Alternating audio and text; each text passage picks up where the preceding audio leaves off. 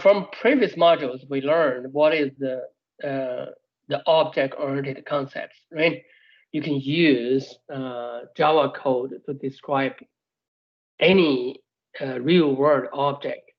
In this example, we choose student as the example because we are more familiar with student, right? In this case, I choose student name, phone number, email as the attribute. We also call them data fields. And also I have another data field called static data field, school ID. And this is constructor. And I have all the set method, get method for all the attribute data fields. And I have two methods used as the example. One is non-static method, display student. How to say that non-static method? Because I don't have a keyword static like this method has, right? So the second method is a static method called display school code. And inheritance, everybody knows that the inheritance purpose is, in the real world, in order to best efficiently describe the hierarchical relationship between the object, the real world stuff, right? I have a student in general, I define as a parent class. Then I can have a inherited CIT student, business student, nursing student, manufacturer student, right? The same thing for the industry, a lot of stuff like a vehicle I can define as a parent. Then car can be an inherited class from vehicle, truck also, minivan, right?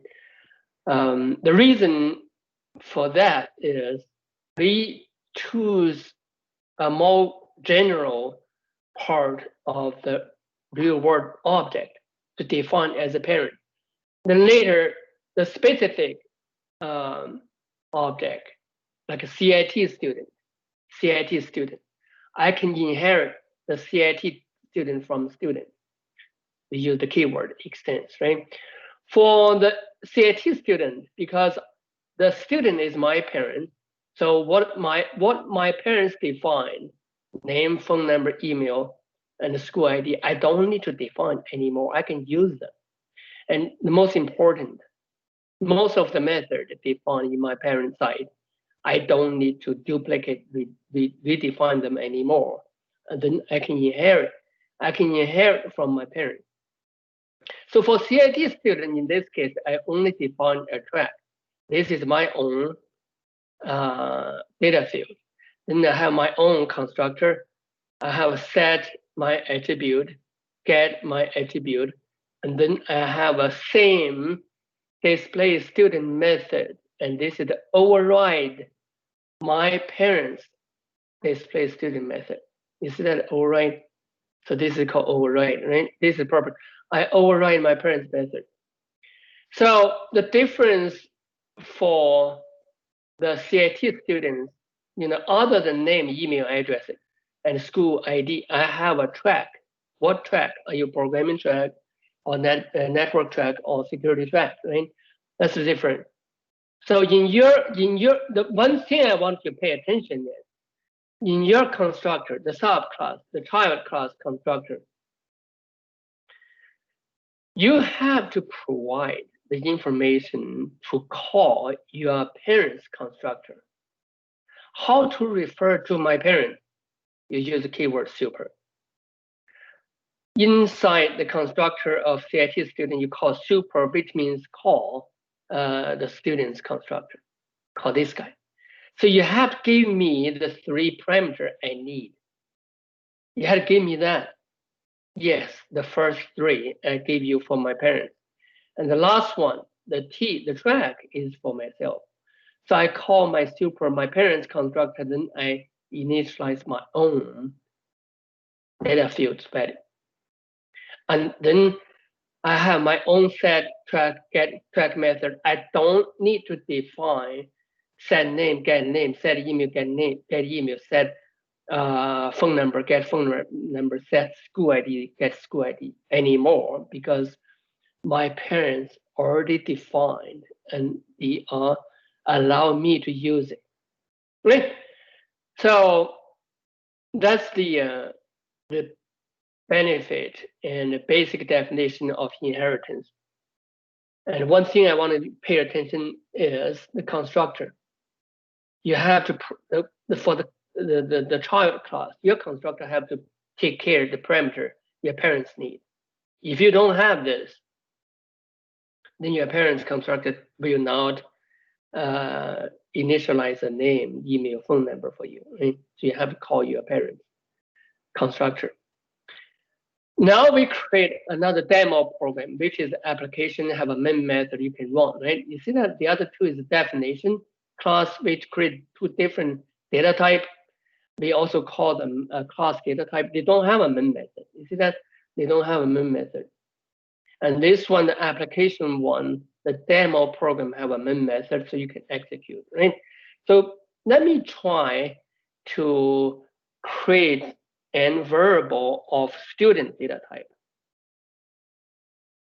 You see that student data type, no parent, no child CIT student involved. I only create an example of student, and this student called Blake. I call constructor of student. I pass 3 parameter: name, email, address, email, phone number, and email address, right? Then I call display student information. This is everything. I call display student ID. Everything is only involve the parent class, the student, right? And when I run this program, you can see that, yeah, I am a gateway student. My name is also phone number, email, school ID. Who did that? Because the display student did that. You see that display student. I'm a gateway student. My name, my phone, my email, right? And my school ID. I called my school ID. I called my school ID also, right? So this is only involve the parent class student. One thing I want to mention is, you see the two methods, display student and display student ID, defined inside the student class. I mentioned before, display student is non-static method, and the display student ID is a static method. And also you need to pay attention, all the data field I involved in this static method has to be static data field, right?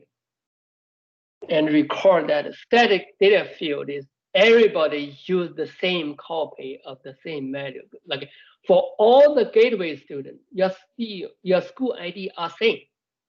That's the purpose I define as a static. You don't need to maintain your own copy of GCTC. Everybody share only one copy. But for your name, your phone number, your email, whenever you create a new instance or new object of gateway student, you have maintained your own copy. But for student ID, everybody, we only maintain one copy. That's the purpose for static data field. And also see that when I call the static method, I don't use variable Blake to call it, like the non-static method display student. Instead, I use the class name student to call it. That makes sense because we only have one copy of the student school ID for everybody. So it makes sense. We use class name to access it. Even you can from your variable name, but that's not the best way to do it. Right? So this is different. But for displaying student information, because I have my name, my name, phone number, email involved. So you have to use one specific guy's his own variable name to call it. In other words, if I create another variable called built-in,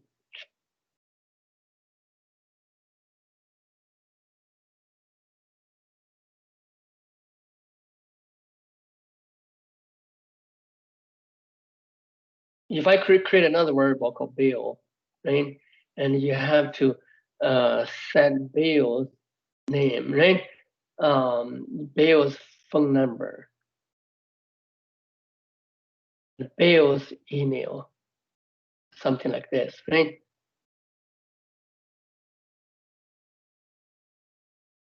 Don't forget semicolon. Then when you want to display student information, you need to display built-in information. So you need to call bill, no uppercase bill dot display student information. But school ID, you don't necessarily use bill to display because everybody have a same version of school ID. So you just use the class name to call it. That's the difference between the static method and the non-static method. Does it make sense? And also the difference between the static data field and non-static data field is every single object, every student maintain their own copy of name, phone number, email. But everybody maintain, the whole class only maintain one copy of school ID. Save space, save your memory. And that's the purpose. You don't need to maintain multiple copy of school ID. And also, if everybody maintain their own copy of school ID, there is a possibility, somebody type it wrong and make your school ID inconsistent. So that's the purpose. And back to the inheritance. I am a CIT student. I create a new class, a new data type, inherit from student. Then when I do the demo, I can coming up this part coming up.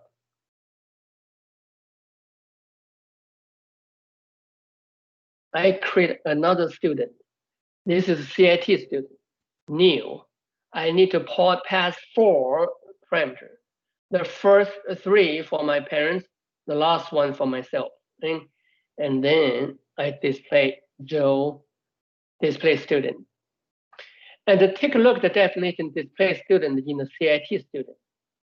You see that display student, because my parents already properly displayed the name, phone number, email. So in the CIT student, you don't need to redo it anymore. On the other hand, you call your parents display student plus your own information. I'm a CIT student. And if I run the program this time, you can see that very, very powerful. Everything, name, phone number, email, plus the specific CIT student information defined inside the inherit class CIT student display for you. You save a lot of time. You don't need to duplicate do the same thing anymore, right? But however, if you forgot to call your parent display student information, for instance, at the time you define CIT student, you forgot to call your parents display, then this time you're going to miss your parents display information and you run it for you. You say that you only have your own. I am a gateway CIT student, which is defined here. You forgot because you forgot to call your parents. Super student information, right? So this is super good. One thing I wanted to mention: when you create constructor, don't need to copy paste this. Some student did that. Don't need copy paste this. That's redundant. You only call your super. Your super already take care of everything, and then you initialize your own stuff, right? Let me see if I can use the breakpoint to demonstrate this. I set a breakpoint here, then I debug this code. Then I step into step into the constructor. See, I step into the CIT student constructor.